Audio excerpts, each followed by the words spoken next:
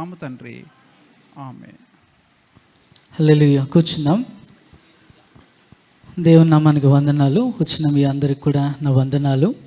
మరి సమయం అయిపోతుంది కనుక మరి త్వరగా మరి అనౌన్స్మెంట్స్ని కూడా నేను ఇప్పుడే చెప్పేస్తాను. అది తెలుసుకొని మనం ముందుకు వెళ్ళిపోదాం. ఈ శుక్రవారం మనకి ఆల్నైట్ ప్రేయర్ ఉంటుంది. మరి ఇదే మందిరంలో మనకి సంపూర్ణ రాత్రి ప్రార్థన ఇక్కడ ఉంటుంది. మరి గమనించవలసిందిగా తెలియజేస్తున్నాము. అలాగే స్త్రీల కూడిక మంగళవారం ఉంటుంది. మరి ఎవరి దగ్గర అనేది చెప్తారు. పురుషుల కూడిక ఇది ఒకసారి ఒక నిమిషం దీన్ని పంచుకుంటాను. మరి పురుషుల కూడిక ప్రతిసారి మరి లాస్ట్ టైం కూడా మేము అనౌన్స్ చేసాము పురుషులు తగ్గిపోతున్నారని.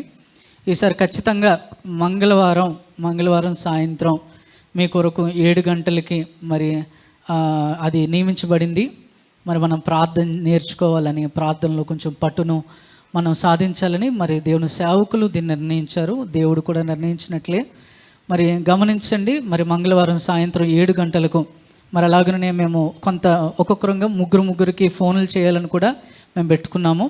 అలాగే ఆ ముగ్గురికి మేము ఫోన్లు చేస్తూ ఉంటున్నప్పుడు ఇది తప్పనిసరి అని మీరు అనుకుంటే ఇది చాలా బాగుంటుంది. మరి ఒక పాట పాడుతున్నాము. తర్వాత పాలని గారు ఒక అధ్యాయం చదువుకొని పాలని గారు మరి ఒక బుక్ నుంచి కొన్ని మాటలను చదువుతూ ఉంటారు. తర్వాత కొంతసేపు ప్రార్థనలు గడుపుతున్నాం. 1 గంటలోనే ప్రతిదీ కూడా అయిపోతుంది. కాబట్టి పురుషులందరూ కూడా గమనించండి. మరి అలాగనే మరి మామిడిపాలెంలో ఈ నెల మరి 9, 10 తారీఖుల్లో మరి సుభాకర్ గారు వస్తున్నారు. మరి ఈ యొక్క పాంప్లెట్స్ను కూడా మీరు గమనించండి. చివరిలో దీన్ని మళ్ళీ మీకు అందజేస్తాను. దేవుని వాక్యంలోనికి మనం వెళ్దాం. రోమాపత్రిక 12వ అధ్యాయము 11వ వచనం. రోమాపత్రిక 12వ అధ్యాయము 11వ వచనం. ఆసక్తి విషయంలో మాంద్యులు కాక ఆత్మయందు తీవ్రత గలవారై ప్రభువును సేవించుడి. చాలండి. ఆసక్తి విషయంలో మాంద్యులు కాక ఆత్మయందలి తీవ్రత గలవారై ప్రభువుని సేవించండి. ప్రార్థన చేసుకుందాము. పరిశుద్ధుడా ప్రభువా, నాయన నీకు వందనాలు ప్రభువా. మరొక మారు మీరు ఇచ్చినటువంటి మహాకృపను బట్టి నీకు స్తోత్రాలు నాయన. ఇగో నాయన ఈ రీతిగా మరి మేమందరమును ఇది ప్రభు దినమని దీన్ని ప్రత్యేకపరుచుకొని ఇగో ప్రభు మేము ఇక్కడ వచ్చి ఉంటుండగా ఇగో ప్రభు నీ ఆత్మాభిషేకము చేత నింపండి. ప్రతి ఒక్కరితో మీరే మాట్లాడండి ప్రభువా. ఇగో నన్ను అత్యల్పుడను అనర్హుడను నిలవబట్టుకైనను అర్హత లేనటువంటి వాడను ప్రభువా. ఇగో నాయన మీరే నన్ను నిలవబెట్టుకున్నామని మీరు కృప చూపించి ప్రతి ఒక్కరితో మీరు మాట్లాడి మా అందరినీ తృప్తిపరిచి మమ్మల్ని పంపించమని నజరేయుడైన యేసుక్రీస్తు వారి పరిశుద్ధమైన నామమును బట్టి అడిగి బ్రతిమలాడి వేడుకొనుచున్నాము తండ్రి. ఆమేన్. నిన్ను మాత్రమే నేనమ్మానయ్యా, నీవు మాత్రమే నా ధైర్యం యేసయ్యా. నిన్ను మాత్రమే నేనమ్మానయ్యా, నీవు మాత్రమే నా ధైర్యం యేసయ్యా. నీ బాహుబలమే నడిపించును, నా స్థితులన్నిటినీ సరిచేయును. నీ బాహుబలమే నడిపించును, నా స్థితులన్నిటినీ సరిచేయును. కృప చూపువాడవయ్యా నీ పిల్లలకు, కృప చూపువాడవయ్యా. నిన్ను మాత్రమే నేనమ్మానయ్యా, నీవు మాత్రమే నా ధైర్యం యేసయ్యా. నిన్ను మాత్రమే నేనమ్మానయ్యా, నీవు మాత్రమే నా ధైర్యం యేసయ్యా. హల్లెలూయా. మరి దేవుని వాక్యాన్ని లోనికి మనం వెళ్ళిపోదాము. మనం చదివినట్లుగా ఆసక్తి విషయంలో మాంద్యులు కాక ఆత్మయందలి తీవ్రత గలవారే ప్రభువుని ఏం చేయాలట? సేవించాలి. ఆసక్తి విషయంలో నిర్లక్ష్యం చేయక ఆసక్తిని చాలా గట్టిగా పట్టుకోండి. ఆసక్తిని ఎప్పుడు కూడా మీరు విడిచిపెట్టొద్దు. ఆసక్తి విషయంలో కనుక మీరు ఎప్పుడు నిర్లక్ష్యంగా ఉండొద్దు. దాని విషయంలో మీరు చాలా శ్రేష్టంగా దాన్ని తీసుకుంటూ ఆత్మయందలి మీరు తీవ్రత గలవారే ప్రభువుని సేవించాలట. హల్లెలూయా, హల్లెలూయా. మరి ఈ వర్తమానాన్ని నేను చదువుకుంటూ ఉంటున్నప్పుడు దీనికి ఫస్ట్ నాకు వచ్చినటువంటి ఒక టైటిల్ ఏంటి అని అంటే, ఇంగ్లీష్లో నేను రాసుకున్నాను దాన్ని, ఎక్స్ట్రీమర్స్ ఆఫ్ గ్రాటిట్యూడ్ అని ఫస్ట్ రాసుకున్నాను. కానీ అలా కాకుండా ఎక్స్ట్రీమర్స్ ఆఫ్ గాడ్ ఏంటండి అంటే ఆ దేవుని యొక్క తీవ్రమైన వాళ్ళంట. ఏంటంట? దేవుని కొరకైన తీవ్రమైన వాళ్ళు. హల్లెలూయా, హల్లెలూయా. వీళ్ళు ఎలాంటి వారు, ఏం చేస్తారు, దేవుని కొరకు ఎంతకైనా తెగిస్తారు. హల్లెలూయా, హల్లెలూయా. తీవ్రత మనము జ్వరం వస్తే థర్మోమీటర్ని పెట్టి మనకి ఏం చెక్ చేస్తారండి? జ్వరాన్ని చెక్ చేస్తూ ఉంటారు. దాని ఉష్ణోగ్రత ఎంత ఉంది, దాని తీవ్రత ఎంత ఉంది. హల్లెలూయా. అలాగే ప్రభువు కూడా మన యొక్క తీవ్రత ఎంత ఉందో కూడా దేవుడు గమనిస్తూ ఉంటాడు. ఎంత బాగా గమనిస్తూ ఉంటాడని అంటే, ఈ సమయంలో నా యొక్క కుమార్తె కానీ నా యొక్క కుమారుడు కానీ ప్రార్థన యందు కానీ వాక్యం అందు కానీ చాలా శ్రేష్టతని ఆయన గమనించుకుంటున్నాడా? వినటానికైనా ప్రార్థించడానికైనా తనకంటూ ఒక సమయాన్ని ఏర్పరచుకుంటూ ఉంటున్నాడా? హల్లెలూయా. తన విషయంలో, దేవుని విషయంలో కావలసినటువంటి జాగ్రత్తల్ని ఎలా తీసుకుంటున్నాడు?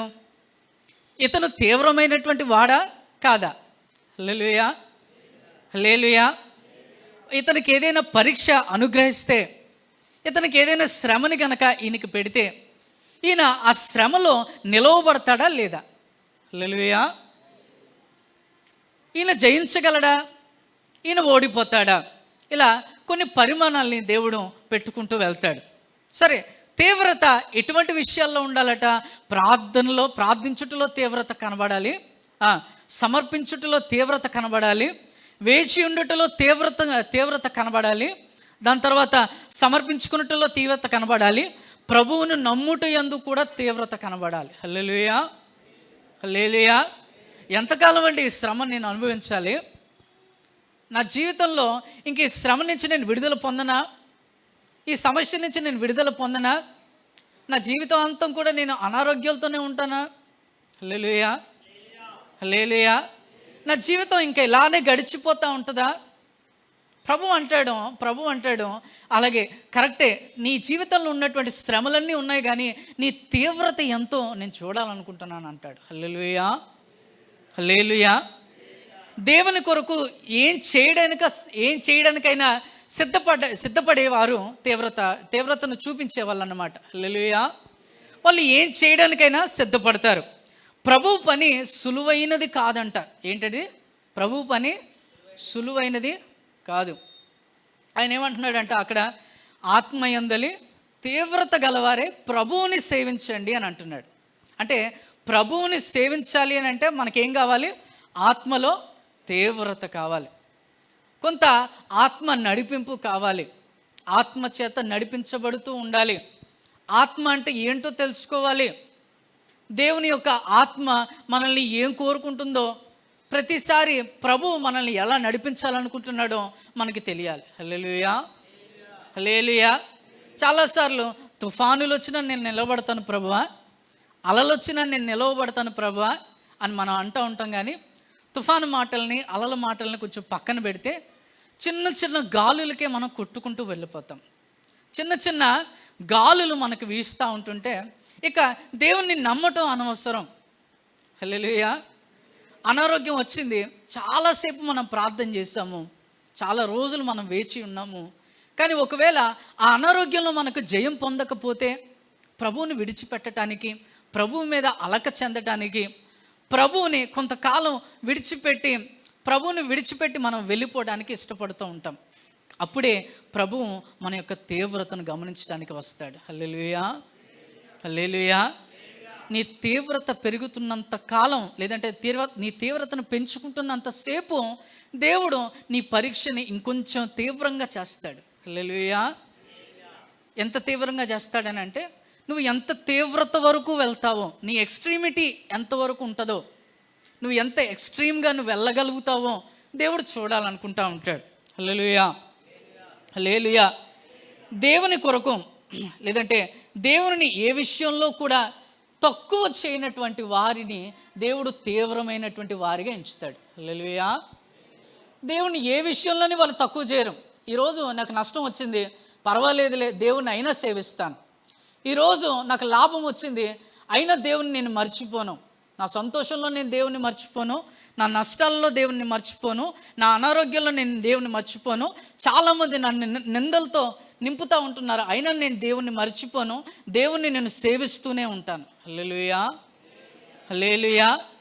దుప్పి నీటి వాగుల కొరకు ఆశపడుతున్నట్లుగా నా ప్రాణం ఆశపడుతుంది ప్రభువా అని ఆసాపు రాస్తూ ఉంటున్నాడు.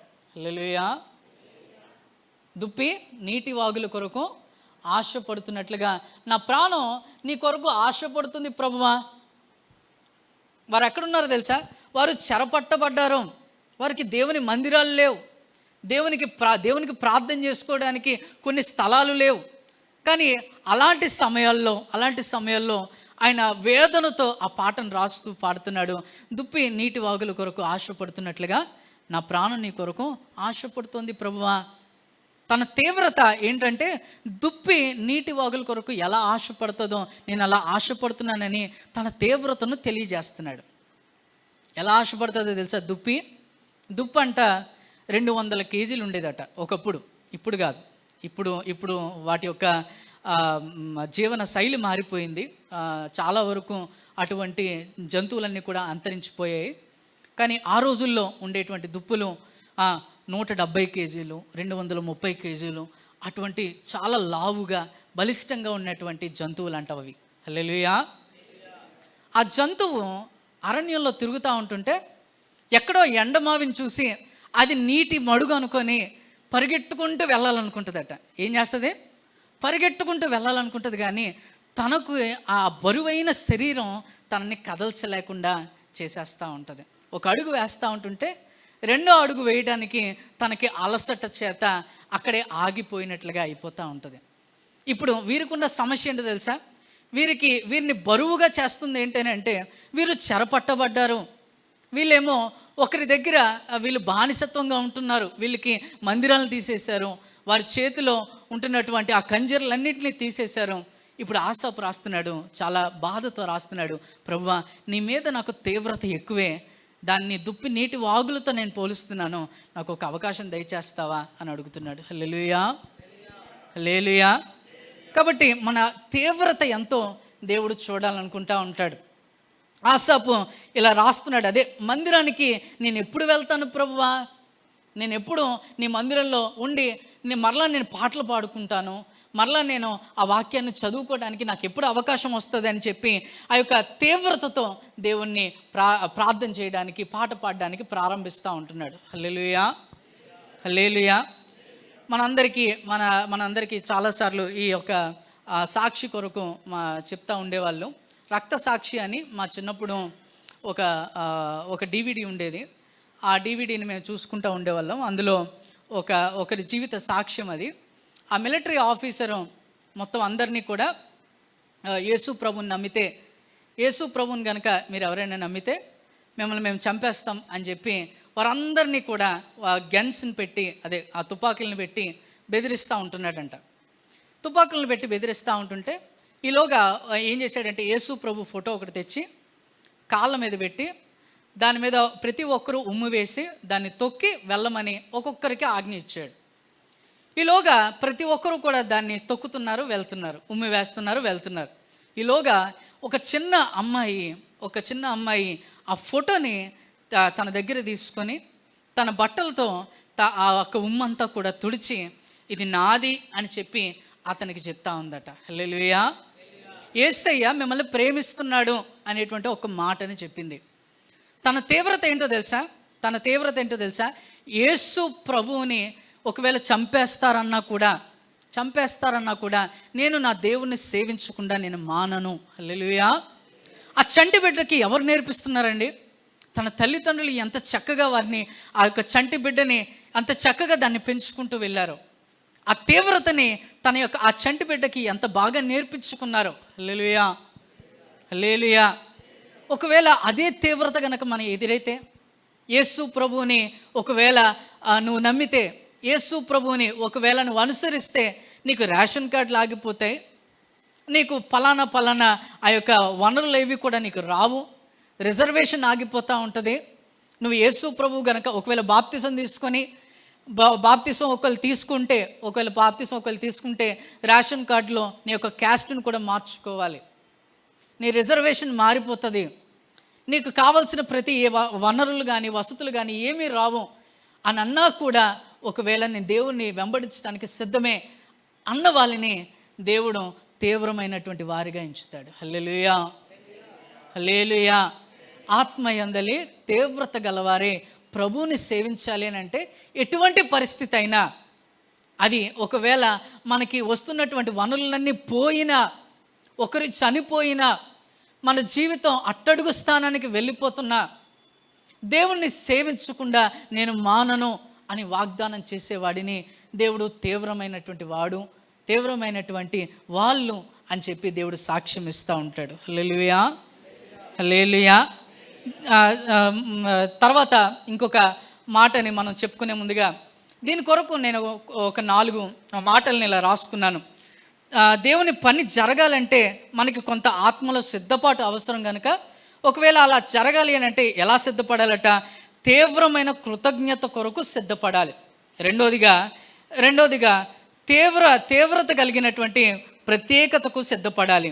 మూడోదిగా తీవ్రత కలిగిన సహాయం చేయుటకు సిద్ధపడాలి. నాలుగవదిగా తీవ్రత కలిగిన ప్రేమను చూపుటకు సిద్ధపడాలి. హల్లెలూయా, హల్లెలూయా. మొదటిది మనం చూద్దాము. తీవ్రమైనటువంటి కృతజ్ఞతకు మనం సిద్ధపడాలని వాక్యాన్ని మనం చూద్దాం. యోబు గ్రంథం 1వ అధ్యాయము. యోబు గ్రంథాన్ని మనం ఒకసారి తీద్దాం.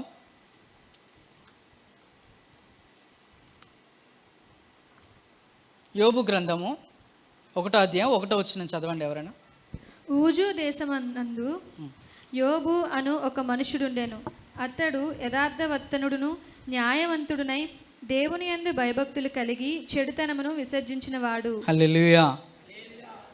మనందరికీ చాలా వరకు తెలిసిన కథే, ఎందుకంటే చాలామంది నూతనమైనటువంటి వాళ్ళు కూడా వస్తున్నారు కాబట్టి కొంత అందరికీ తెలిసినటువంటి కొన్ని వాక్యాలని మరి సిద్ధం చేసుకున్నాను.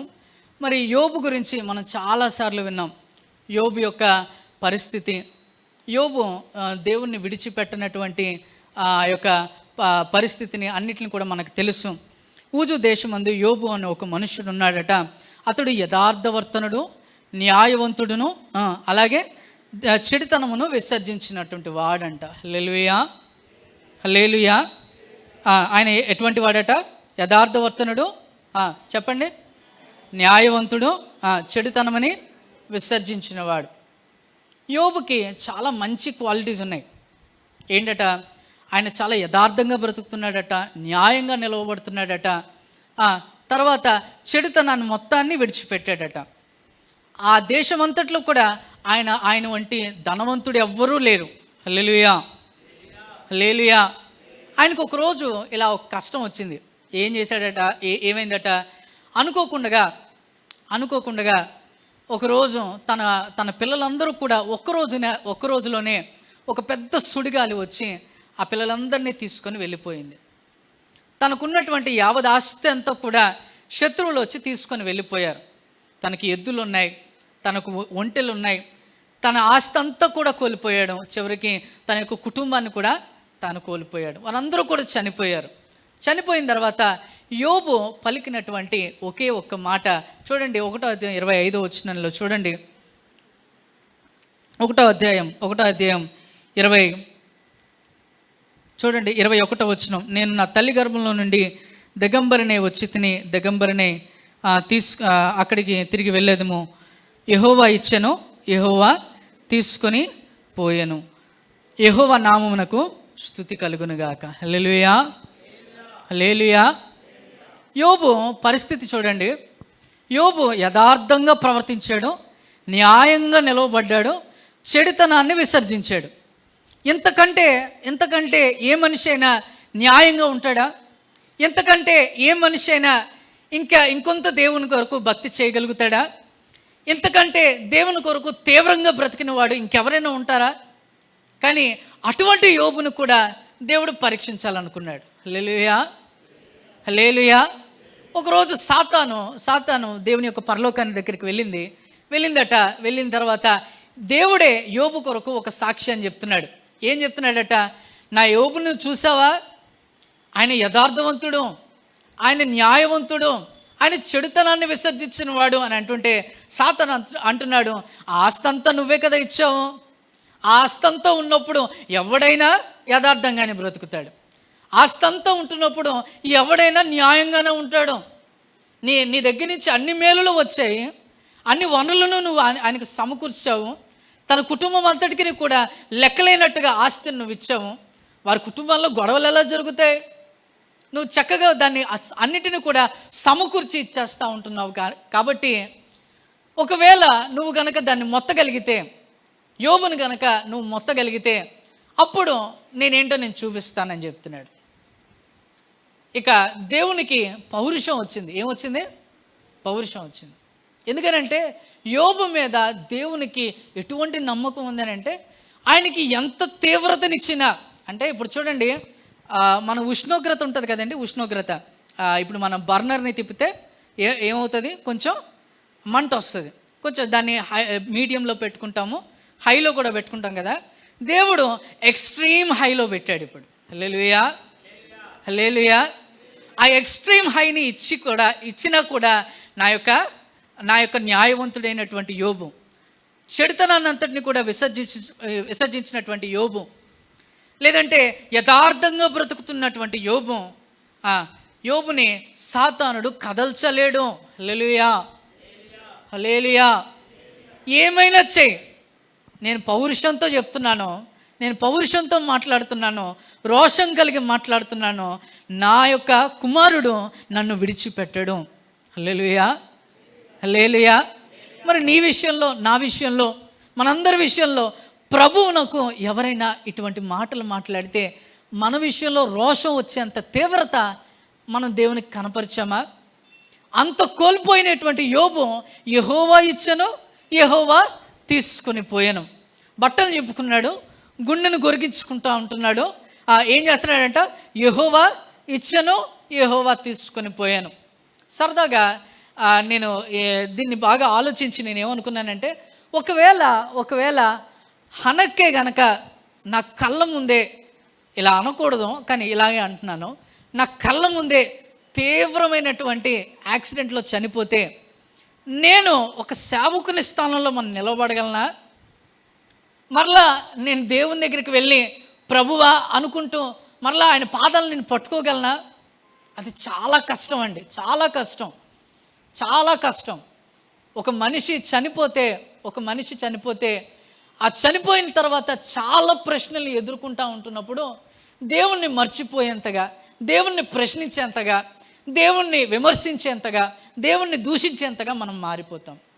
కానీ అటువంటి పరిస్థితుల్లో కూడా ఈ రోజుల్లో మొన్న శామ్యుయల్ ఆనంద్ అనేటువంటి ఒక సేవకులు ఉన్నారు. ఆ యొక్క విజయవాడ ప్రాంతంలో సుజాత రాయ్ గారి వల్ల అల్లుడు, ఆయనకి సడన్గా హార్ట్ స్ట్రోక్ వచ్చి చనిపోయారు. హార్ట్ స్ట్రోక్ వచ్చి చనిపోయారు. వాళ్ళ వైఫ్ అనిందిత రాయ్, నేను ఆ అక్కతో 1 month మేము అక్కడ, నేను వినయన్నయ్య 2011లో మేము అక్కడికి వెళ్ళాము వర్షిప్ ట్రైనింగ్ కోర్స్ కోసం. వాళ్ళ ఆరాధన అన్నీ కూడా మా అందరికీ తెలుసు. దాని తర్వాత కాంటాక్ట్లో మేము లేము. కానీ 2025లో మొన్న రీసెంట్గా నెల క్రితం ఆయన చనిపోయినప్పుడు ఆ రాత్రి ఆ శవాన్ని పక్కనే పెట్టుకొని ఏడవకుండగా, ఆమె రాసినటువంటి ఆర్టికల్ నేను చదివాను. అక్కడ ఒక ఆయన రాశాడు. ఆయన ఏం రాశాడనంటే, నేను ఏడవాలనుకోవట్లేదు, నేను దేవుణ్ణి వర్షిప్ చేయాలనుకుంటున్నాను, నాకు ఏడవాలని లేదు. సొంత భర్త చనిపోతే శవం దగ్గర కూర్చొని సానుభూతి వదిలేయండి కానీ ఎంత ప్రేమ కలిగి ఉంటుంది. ఎంత ప్రేమ కలిగి ఉంటుంది? 10 సంవత్సరాల వైవాహికటువంటి జీవితం, తనతో ఆ యొక్క కొనసాగించినటువంటి జీవితం, ఎన్నో అనుభవాలు, ఎన్నో వాళ్ళకి ఉన్నటువంటి అనుభూతులు అన్నీ ఉంటాయి. వాటన్నిటిని కలిపి ఆమె ఏడవకుండగా ఏం చేసిందో తెలుసా? అక్కడ ఉన్నటువంటి వర్షిప్ స్కూల్లోకి వెళ్ళిపోయి రాత్రి 12 ఆయన చనిపోతే రాత్రి 2 గంటలకి ఆమె లేచి ఏం చేస్తుందట, ఆ పైనే ఉంటుంది ఆ వర్షిప్ సెంటర్, అక్కడ స్టూడెంట్స్ అందరినీ నిలబెట్టుకొని ఆమె వర్షిప్ చేసిందండి. హల్లెలూయా, హల్లెలూయా. చాలా గొప్ప ఆరాధన చేసింది. ఆ ఆరాధన నేనంతా చూశాను.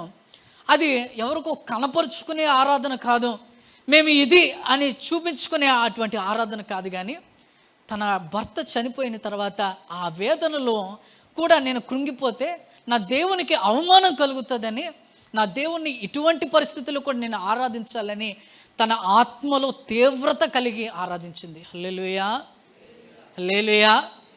యోబు కూడా అదే చేశాడు. చనిపోయినటువంటి ఆ కుమారులందరినీ పెట్టుకొని తన ఆస్తి అంతటినీ పోగొట్టుకున్న తర్వాత కూడా యోబు మాట్లాడుతున్నటువంటి మాట ఏంటో తెలుసా? యెహోవా ఇచ్చాడు, యెహోవా తీసుకున్నాడు. ఈరోజు జీతంగా ఇస్తున్నాడు, రేపు పొద్దున్న జీతంగా తీసుకుంటాడు. ఈరోజు నా పని ఉంటుంది, రేపు పొద్దున్న నా పని ఉండదు. ఈరోజు నాకు డబ్బులు ఉన్నాయి, రేపు పొద్దున్న నాకు డబ్బులు ఉండవు. ఏదైనప్పటికీ కూడా యెహోవా ఇచ్చాడు, యెహోవా తీసుకుంటాడు, అది ఆయన ఇష్టం. హల్లెలూయా, హల్లెలూయా. నేను ఆయన కొరకు చేయబడ్డాను, నేను ఆయన కొరకు బ్రతుకుతాను, ఇక ఆయన నన్ను ఏం చేసినా పర్వాలేదని చెప్తున్నాడు. హల్లెలూయా, హల్లెలూయా. భార్య వచ్చిన తర్వాత నువ్వు ఇంకెంత దేవుణ్ణి వేడుకుంటావు, ఇంకెంత దేవుని బ్రతిమాలుకుంటావు. ఇప్పుడు సాతాను కూడా వచ్చి ఇంకొకసారి నాకు ఇంకొక అవకాశం ఇవ్వు. అయినా కూడా చూడు, అంత జరిగినా కూడా యెహోవా ఇచ్చును, యెహోవా తీసుకొని పోయినని నా కొడుకు మాట్లాడుతూ ఉంటున్నాడు అని ఆ యొక్క సాతానుతో యెహోవా తండ్రి చెప్తా ఉంటుంటే, సాతానుడు అంటున్నాడు, అవును బలాన్ని ఇచ్చావు కదా, ఆరోగ్యంగా ఉన్నాడు కదా, ఆ ఆరోగ్యాన్ని కూడా నువ్వు తీసేయి, అప్పుడు చూద్దాం అని మాట్లాడాడు. ఎముకలన్నీ కూడా బలహీనం చేశాడట దేవుడు. హల్లెలూయా. ఎముకలన్నీ కూడా బలహీనమైపోయాయి, తను క్షీణించిపోయాడు. కుదరని రోగం చేత దేవుడు ఆయన్ని ముత్తాడు. అయినప్పటికీ కూడా అప్పుడు తన భార్య వచ్చి మాట్లాడుతూ ఉంటుంటే, దేవుని దగ్గర నుంచి మనము మేలును మాత్రమే అనుభవిస్తామా, కీడును అనుభవించకూడదా? దేవుడు ఈ మేలు నిమిత్తం, లేదంటే ఈ కీడు నిమిత్తం కూడా నేను దేవుణ్ణి ఆరాధిస్తాను. హల్లెలూయా, హల్లెలూయా. యోబు అప్పటికే చాలా ఎక్స్ట్రీమ్గా వెళ్ళాడు, చాలా తీవ్రంగా ప్రవర్తిస్తున్నాడు, ఇంకొంత తీవ్రంగా ప్రవర్తించడానికి ఇష్టపడుతున్నాడు. ఎవరి వల్ల అవుతుందండి? మన జీవితాల్లో చిన్న చిన్న పెనుగాలులు వస్తూ ఉంటుంటే దాని మీద మనం నిలవబడ్డానికి మనకి చాలా ఏమైపోతూ ఉంటుంది అంటే, వెంటనే దేవుని దూషించటానికి, దేవుని విడిచిపెట్టి వెళ్ళిపోవడానికి మనం ఇష్టపడతాం. కానీ నేను అందుకని ఇలా రాసుకున్నాను, అలల మీద నడిచిన వాడు యేసు ప్రభువైతే అలలన్నీ కొడతా ఉంటుండగా అలల పైన నిలవబడిన వాడు యోబు. హల్లెలూయా, హల్లెలూయా. ఒక్కొక్క అల వస్తూ ఉంటుంది. ఒకడు వచ్చి ఇదిగో నీ యొక్క ఒంటెలన్నీ కూడా ఆ యొక్క శత్రువులు వచ్చి చంపేశారు, ఇదిగో నీ కుమారులన్నిటినీ కూడా ఆ యొక్క పెనుగాలి వచ్చి, లేదంటే ఆ తుఫాను వచ్చి అది తీసుకొని వెళ్ళిపోయింది అని అంటుంటే, ఆ అలలన్నిటినీ విని ఏం చేస్తున్నాడట, దాని మీద నిలవబడి ఏదేమైనా కూడా నేను దేవుని కొరకే బ్రతుకుతాను, ఇది దేవుడిచ్చిన దేహము. హల్లెలూయా, హల్లెలూయా. ఈసారి తన స్నేహితులు వచ్చారు. ఎవరు వచ్చారో?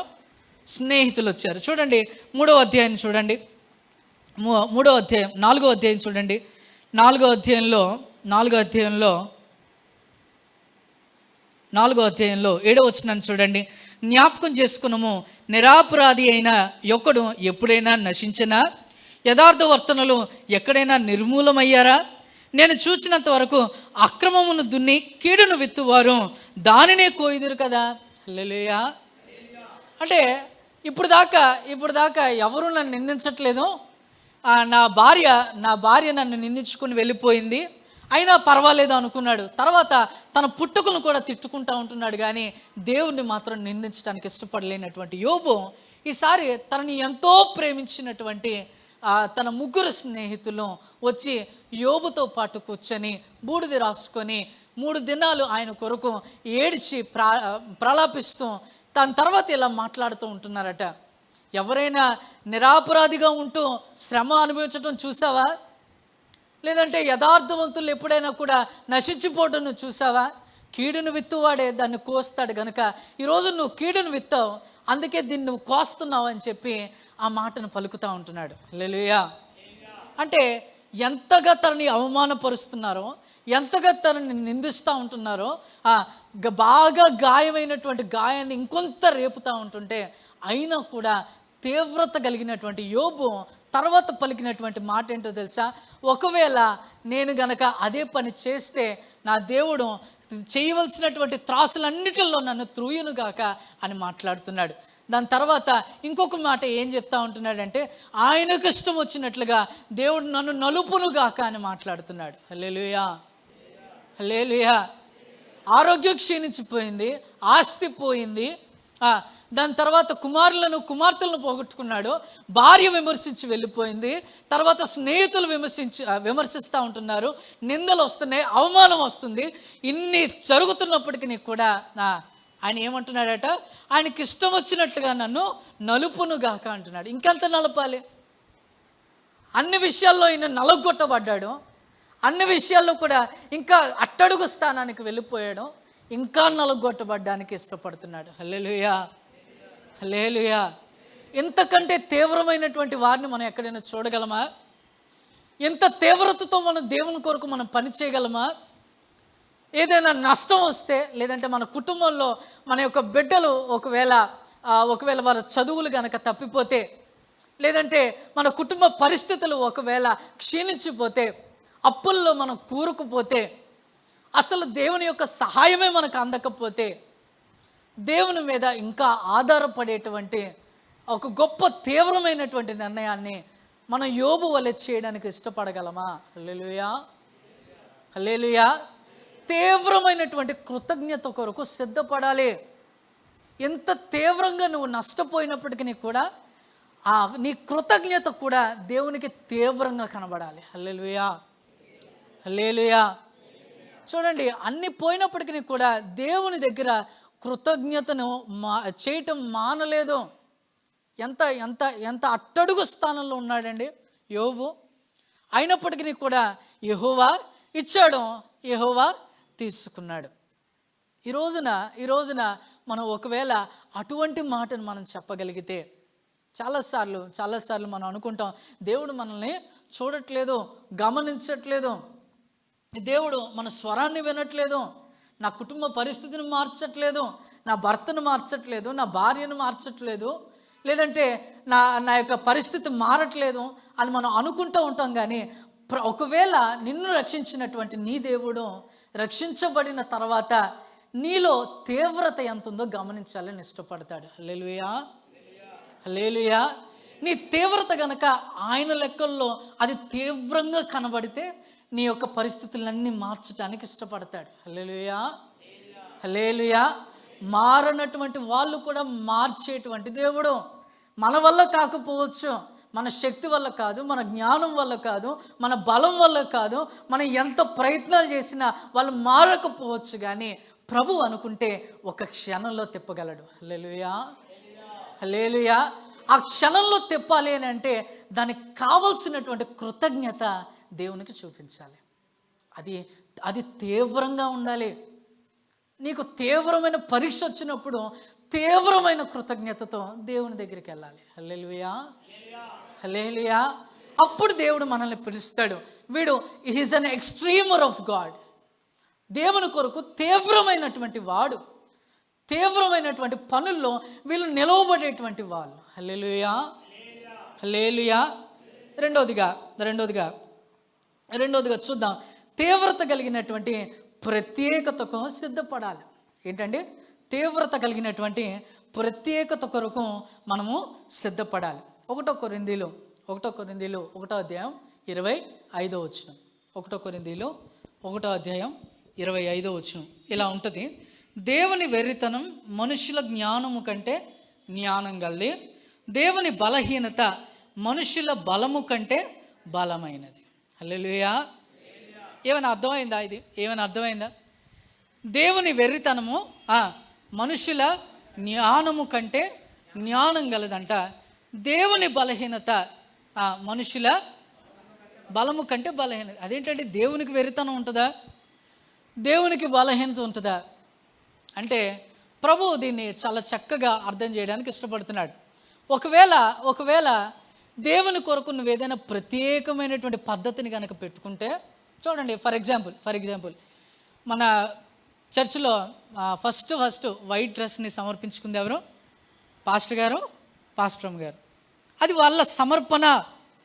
ఎంతటి సమర్పణ అంటే మనలాగా ఆదివారం మాత్రమే వేసుకునే వాళ్ళు కాదు, కానీ ప్రతిరోజు అదే దుస్తుల్ని ధరించుకోవటం అని అంటే చూస్తున్నటువంటి ప్రజలు, వెళ్తున్నటువంటి మార్గంలో చూస్తున్నటువంటి ప్రజలు, ఎదుర్కొంటున్నటువంటి ప్రజలు ఎంత వెర్రితనంగా చూస్తారండి. హల్లెలూయా, హల్లెలూయా. దేవుని గూర్చినటువంటి వెర్రితనం అన్యులకి అది వెర్రితనంగా కనబడుతుంది, కానీ అది మనుషుల జ్ఞానము కంటే జ్ఞానము గలది. హల్లెలూయా, హల్లెలూయా. దేవుని గూర్చినటువంటి బలహీనతను ఒకవేళ మనం అనుభవిస్తే అది మనుషుల బలము కంటే బలమైనది. హల్లెలూయా, హల్లెలూయా. యేసు ప్రభు మన కొరకు తన జీవితాన్ని ప్రత్యేకపరుచుకున్నాడు. ఎంతగా ప్రత్యేకపరుచుకున్నాడు అని అంటే 12 సంవత్సరాల నుంచి 30 సంవత్సరాల వరకు తన యొక్క జీవిత చరిత్ర బైబిల్లో రాయబడలేదు. ఒక్క మాటలో దాన్ని తెంచేశారు. ఎలా తెంచారని అంటే, ఈయన మనుషుల దయందును ఆ తర్వాత దేవుని దయందును ఈయన వర్ధిల్లుచున్నాడు. హల్లెలూయా. తన యొక్క యవ్వన కాలపు జీవితాన్ని ఏం చేస్తున్నాడంటే 12 సంవత్సరాల నుంచి 30 సంవత్సరాల వరకు కూడా బైబిల్లో రాయబడలేదు అని అంటే దాన్ని చాలా ప్రాకారం కొట్టుకొని ఒక ప్రత్యేకమైనటువంటి పద్ధతుల చేత దాన్ని నిలవబెట్టుకుంటూ ఉంటున్నాడు. హల్లెలూయా, హల్లెలూయా. యేసు ప్రభువు మన కొరకు ప్రత్యేకంగా జీవించాడు. ఎందుకో తెలుసా? ఒకవేళ మన కొరకు ప్రత్యేకంగా జీవించలేదు అనుకోండి, తన మరణం ప్రత్యేకంగా కనబడదు. నీకు నా కొరకు ఆయన మరణించినా కూడా ఆ రక్తము మనకి పాపం నుంచి విముక్తి చేయలేదు. హల్లెలూయా, హల్లెలూయా. కాబట్టి యేసు ప్రభు ప్రత్యేకంగా బ్రతకాలనుకున్నాడు. ఎంత ప్రత్యేకంగా బ్రతకాలనుకున్నాడంటే, ఒకవేళ బైబిల్లో దాని గురించి రాయబడలేదు, కానీ దాని తర్వాత ఇలా రాశారు. వాడుకు చొప్పున అరణ్యానికి వెళ్ళాడట. ఎక్కడికి వెళ్ళాడు? వాడుకు చొప్పున అరణ్యానికి. బాప్తిసం తీసుకున్నాడు యోహాను దగ్గర. బాప్తిసం తీసుకున్న తర్వాత వెంటనే తన వాడుకు చొప్పున ఆత్మ ఎక్కడ తీసుకొని వెళ్ళిందట? అరణ్యానికి తీసుకొని వెళ్ళింది.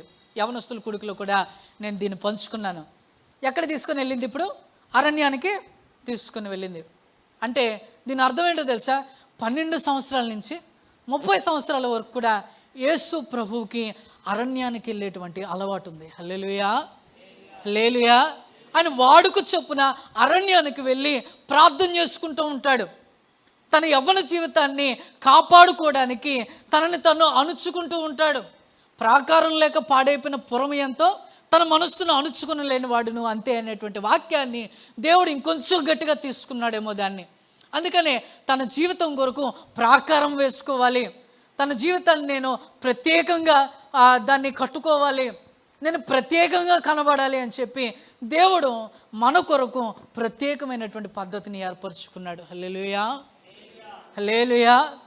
ఆ యొక్క శిష్యులందరినీ కూడా ముందుగానే అద్దరికి పంపించేస్తాడు. ఈయన మాత్రం అరణ్యానికి వెళ్ళి ప్రార్థన చేస్తాడు. రాత్రంతా కూడా ఆ యొక్క కొండల్లోనికి వెళ్ళిపోతాడు, గుట్టల్లోనికి వెళ్ళిపోతాడు. ఆయన వెళ్ళి ప్రార్థించుకుంటూనే ఉంటాడు. హల్లెలూయా, హల్లెలూయా. సిలువ వేయబడేటువంటి కొద్ది రోజుల ముందు కూడా ఆయన ఏం చేస్తాడు? కొద్ది క్షణాల ముందు కూడా ఆయన మళ్ళీ ఇంకొక పర్వతం వెళ్ళి అక్కడికి వెళ్ళి ఏడుస్తూ ప్రార్థన చేస్తూ ఉంటాడు. తనకి ఈ యొక్క నేర్పరితనం ఎలా వచ్చింది? తన యవ్వన కాలపు జీవితాన్ని ప్రార్థనతోనూ ప్రత్యేకమైనటువంటి పద్ధతులతోనూ ఆయన కట్టుకుంటూ వెళ్ళిపోయాడు. హల్లెలూయా, హల్లెలూయా. తీవ్రత కలిగిన వాళ్ళు ప్రత్యేకతకు సిద్ధపడుతూ ఉండాలి. నువ్వు ఎంత ప్రత్యేకమైనటువంటి వాణిగా కనబడతావో నిన్ను అంత ప్రత్యేకమైనటువంటి వానిగా దేవుడు నిలవబెట్టుకుంటూ ఉంటాడు. హల్లెలూయా, హల్లెలూయా. అసలు చూడండి, నోవాహు ఉన్నాడు. నోవాహు ఓడను కట్టినప్పుడు చాలామంది 120 సంవత్సరాలు దాని కొరకు ప్రయాసపడతా ఉంటున్నప్పుడు అందరూ కూడా ఈయనకి వెర్రి పట్టింది, పిచ్చి పట్టింది అని అనుకున్నారు. కానీ అది మనుషుల జ్ఞానము కంటే జ్ఞానము కలదని ఎవరికీ అర్థం కాలేకపోయింది. హల్లెలూయా.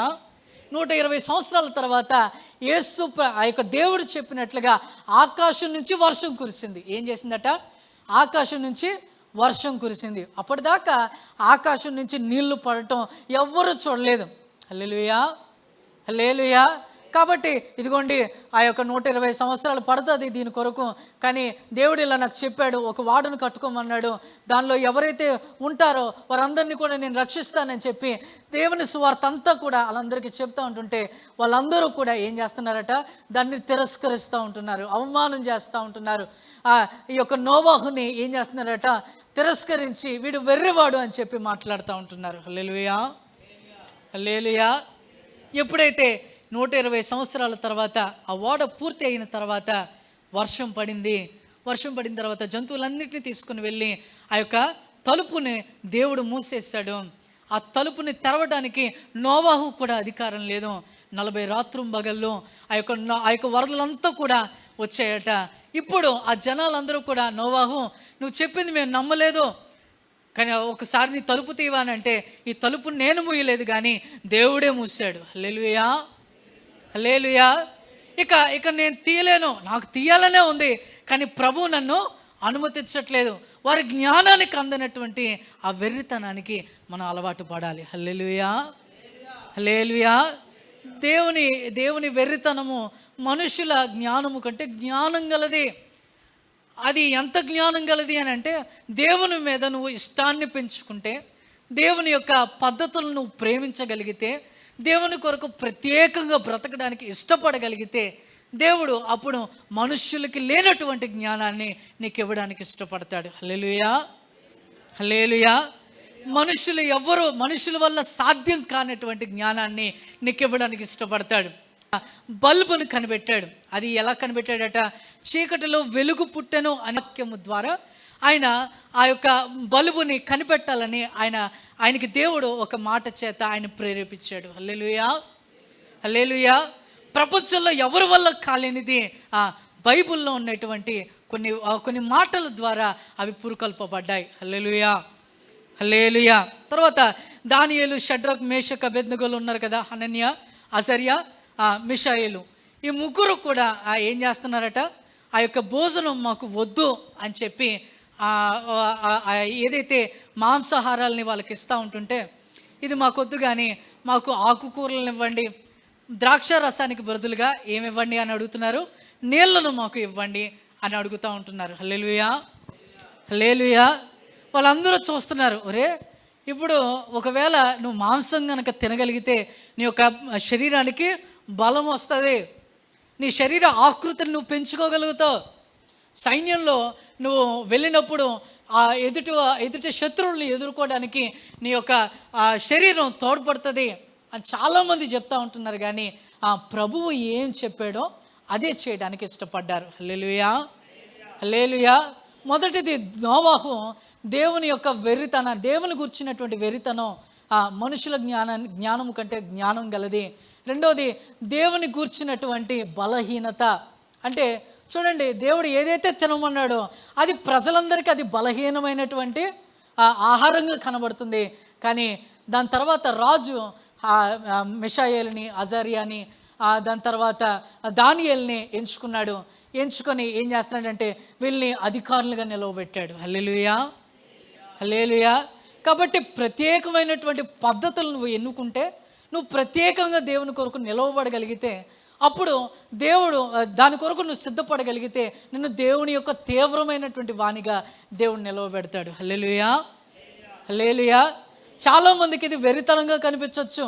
బైబిల్ పట్టుకొని మనం నిలవబడడం, దేవుని కొరకు మనం అన్నిటినీ విడిచిపెట్టేయటం, మన ఇంట్లో ఉన్నటువంటి దేవుని పటాలన్నిటినీ పడేయటం, లేదంటే దేవుని కొరకు మనం నిలవబడి అనేకుల చేత మనం విసర్జించబడినా కూడా ఒకవేళ మనం నిలవబడగలిగితే దేవుడు అంటాడు, నా కొరకు నిలవబడినటువంటి తీవ్రమైన వారిలో నేను ఆ జాబితాలో నేను వీళ్ళ పేరుని రాస్తానంటాడు. హల్లెలూయా, హల్లెలూయా. తర్వాత దేవుడు ఏదైతే చేయొద్దన్నాడో మరి చూడండి, మరి ఈ ఎగ్జాంపుల్ మన చర్చిలోనే ఉంది. అంటే నాకు తెలిసినటువంటి వారిలో ఈయన ఒక్కలే కనుక, అంటే నేను వారితో కొంచెం సహవాసం చేస్తున్నాను కనుక, మన మధ్యలో నరసింహులు గారు ఉన్నారు. నన్ను ఒకసారి ఇలా తీసుకొని వెళ్ళారు. నేను ఒక షాప్ పెడతానండి, మరి ఆ షాప్కి వెళ్ళి ప్రార్థన చేద్దాం అని అడిగినప్పుడు నేను ఆ షాప్ దగ్గరికి వెళ్ళాను. వెళ్ళే ముందే చెప్పాను, ఏమని చెప్పానంటే, ఒకవేళ షాప్ పెట్టినా కానీ ఇక్కడ ఏం అమ్మకూడదు, కైనీలు అమ్మకూడదు, సిగరెట్లు అమ్మకూడదు, మందు బాటిల్ అమ్మకూడదు, మీరు ఏం చెప్తే అదేనండి అని అనేవాళ్ళు ఆయన. హల్లెలూయా, హల్లెలూయా. ఒకవేళ అవి అమ్మకపోతే, ఒకవేళ అవి అమ్మితేనే ఆ షాపు గడుస్తుంది. ఎందుకనంటే ఆ పక్కనే టీ టైంకి వచ్చే వాళ్ళు ఆగుతారు, లారీల్లో ఆ రాత్రిపూట వచ్చి అక్కడే ఆగే వాళ్ళు ఉంటారు. వాళ్ళకి ఏం చేస్తారు, సిగరెట్లు తాగడానికి, మందు తాగడానికి, కైనీలు నవ్వడానికి వాళ్ళు ఇష్టపడతారు. నేను కరాఖండిగా మరి చెప్పాను, మనం దేవుని నమ్ముకున్నాం కదండి, మరి ఇదైతే మాత్రం మనం చేస్తే మరి మనం షాప్ పెట్టుకున్న వేస్టే అని కూడా నేను చెప్పాను. ఆయన అన్నారు, లేదండి నేను అలాగైతే మీరు ఏది చెప్తే అదే, అలాగైతే దాన్ని అమ్మొద్దు అనే అనుకున్నాము.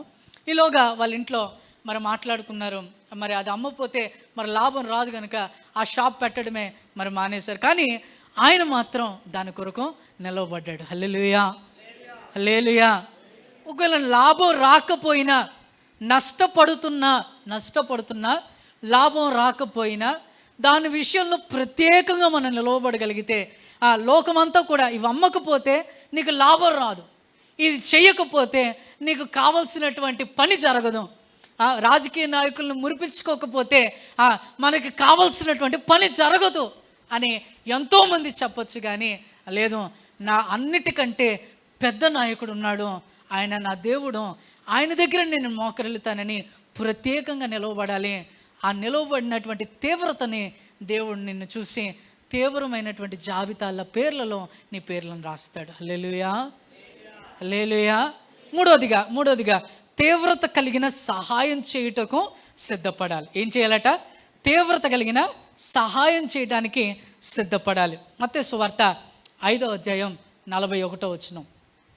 మత్తయి సువార్త 5వ అధ్యాయం 41వ వచనం. ఎవరైనా చదవండి, నేను తీయలేను.